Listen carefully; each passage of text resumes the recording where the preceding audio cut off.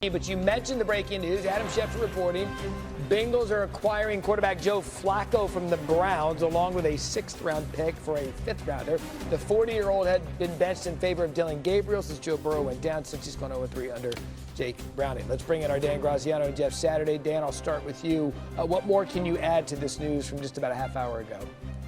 Yeah, Matt, the Bengals really thought that when Joe Burrow got hurt that Jake Browning would play better than he has so far. So at this point, they were out the last couple of days looking for other options. Joe Flacco is the one they end up with. Now, it's important to note, I don't think the Bengals expect Joe Flacco to come in and be able to just start for them right away. They have a game this Sunday against the Packers and a game a few days later, next Thursday, against the Steelers. So I would say Week 8 would be the soonest you would see Joe Flacco, if at all.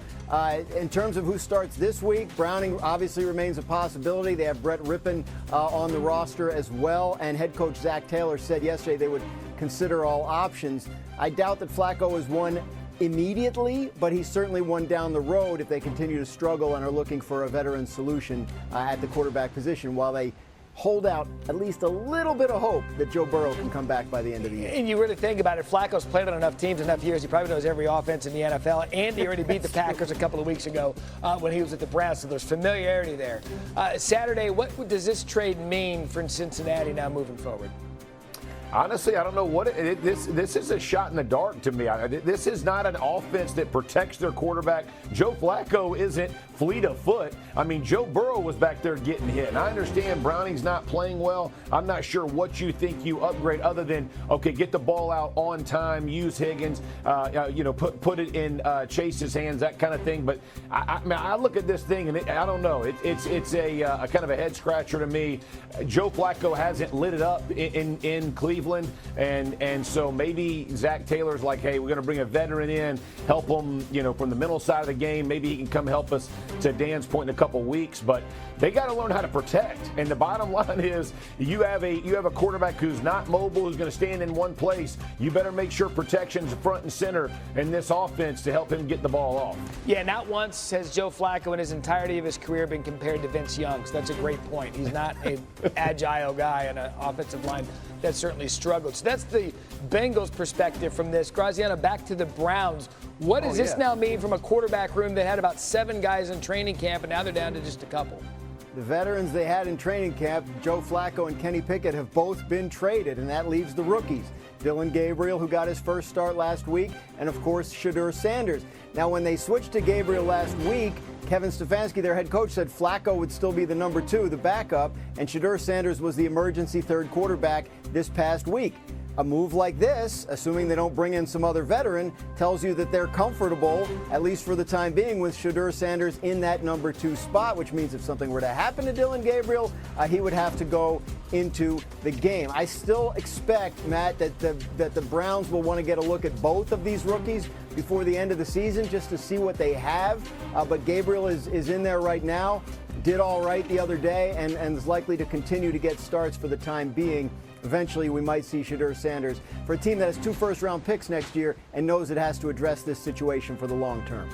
Yeah, I agree with Graz here. I think when you think about Shedeur Sanders, this was probably the plan even when they made the move to Gabriel, is why would you have Flacco be the backup long term? I mean, at some point you go, no, we're going to move on from it. So, I think this was probably going to happen either way. And to Graz's point, I also think if Gabriel doesn't continue to progress or get to where he wants, you will give Sanders a shot to see what he can do on Sundays. And so I think this is pretty typical when you move away from the vet. You're kind of moving into what you consider draft season as the season progresses. If you're not winning, and let's be honest, the Gabriel, if they have a decent drive and stop them, they had an opportunity to win. That's what, with a defense like Cleveland, you have that. So I think this is probably the way it was suited. I was just shocked that they got him traded as quickly as they did. Yeah, kind of a head turner on draft night when they took both of these rookie quarterbacks. You'd think they'd battle it out in the preseason. Now it could happen into the season, even though Gabriel looked pretty sharp for his part in his first ever career start. Breaking news out of the NFL. Graz and Saturday here to break it down. Thank you, guys. day. Sports HQ, where the Cincinnati Bengals have acquired quarterback Joe Flacco from the Cleveland Browns. That is the latest from our NFL insider, Jonathan Jones. Now, the Bengals have been struggling since Joe Burrow went down with a toe injury, losing 3 straight to fall to 2-3 on the season with Jake Browning at the helm. And this week, they are on the road to play the Packers on Sunday afternoon. And with that, we've got guests here joining us now. We've got our NFL analyst, Lige Duzable, and Aditi Kinkhabwala, who has the league covered. I know you're working sidelines. I'm joining you there, too, sometimes. So let's start with this, guys, and I'll start with you, Lige. Can you assess the Bengals' chances now of making a run now that they've made this switch? Because obviously now maybe they're not thinking that Jake Browning is the guy. Yeah, Tiff, this is a bit of a head scratcher, and to me, it also smells of desperation by the Cincinnati Bengals. When you look at it, right, Zach Taylor, 2 consecutive years not making the playoffs. Tiffany, you've covered this league for a while. If you go 3 years without making the playoffs, usually your seat gets hot as far as job security. So when you look at it, you rarely see interdivisional trades, right? So the Cleveland Browns have had Joe Flacco in the building. They're willing to trade him to a divisional foe. That should tell you everything you need to know. And then I'm going to have our producer, Mark, put up this graphic comparing Jake Browning to Joe Flacco. What's the difference, Tiff? Well, what's the difference? Matter of fact, when you look at Joe Flacco, his interception to touchdown ratio is worse than Jake Browning. So to me, yes, I get it. It hasn't gone well, but me and you, Tiff, were talking before we came online. It doesn't matter who's at quarterback right now for the Cincinnati Bengals behind that offensive line. The reason why they don't have their superstar quarterback is because of that offensive line. And now you're going to take Jake Browning away, put in Joe Flacco. I'm not saying Jake Browning is the answer, but you're going to put Joe Flacco in there who is less mobile than Jake Browning. How is that going to pan out? Another issue, this offensive line has not blocked well for Chase Brown running the football. They become a one-dimensional team. So again, you remove Jake Browning, you put Joe Flacco in who's older. Are you going to sit back and throw 40 times with Joe Flacco? Because history has shown us that's not going to bode well for your team. All right, well, Lige, here's what I'll say. You are completely right about that offensive line. I certainly hope that offensive line doesn't get Joe Flacco killed, but Flacco can indeed deliver the ball to Jamar Chase and T. Higgins. So you've got that going for you. And if you're not constantly behind, then maybe you can get that run game going. And that obviously has been a huge problem for the Bengals. The run game, the play action game, haven't seen it at all. The thing I would say, guys, my mind is blown. Correct. Why would you send a quarterback to a division rival right now who could actually put the ball in the hands of your playmakers? You had an opportunity to completely bury the Bengals. Why would you do this? And the Bengals, I'm going to come back to another quarterback that the Browns had during training camp, the one that they actually wanted to start for them, and that was Kenny Pickett.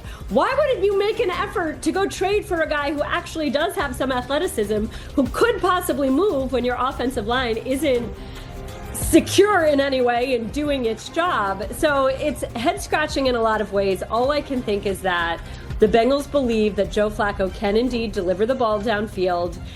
The Browns know that Deshaun Watson is getting healthier. Kevin Stefanski just gave an update. When I talked to Deshaun myself during training camp, he said that he was ahead of schedule as compared to when he had hurt the Achilles before.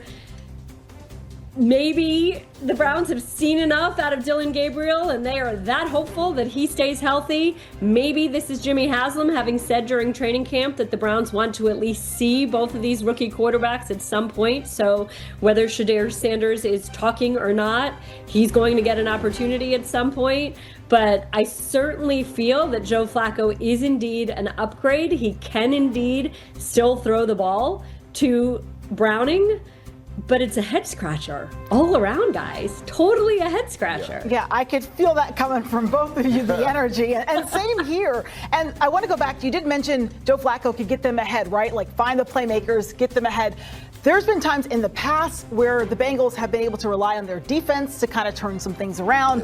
It's been a little hit and miss this season. I know I had them in week 2 with that loss against the Jags, and you're kind of just like left like, what's going on there? That being said, Aditi, I got to ask you then, since you are boots on the ground when it comes to all